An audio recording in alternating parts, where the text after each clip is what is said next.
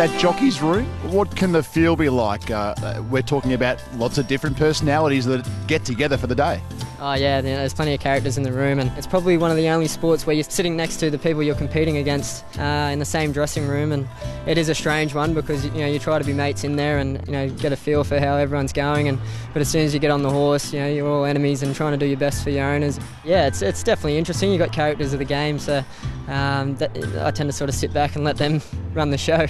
The barrier attendants, from a jockey's perspective, how big a part do they play pre-race? Well, they're the unsung heroes, really. They're not really noticed, but there's a huge difference between a good attendant and a bad one, and there's been plenty of times where they've saved me from serious injury. Just having a horse play up, they'll pull me out of there and make sure I'm okay, and sort of risk themselves to do it, and I tend to try and make up for that with a carton of beer if they do help me out. So yeah, look, like I say, the good ones will make a lot of difference between the horse running and running well, or perhaps getting scratched at the gates. Will you sit down at the start of a new racing season and set any goals or aspirations, or is it a week-by-week scenario as a rider? Look, I think you can set a couple of goals. I think total winners is probably one, and then I try to work week by week.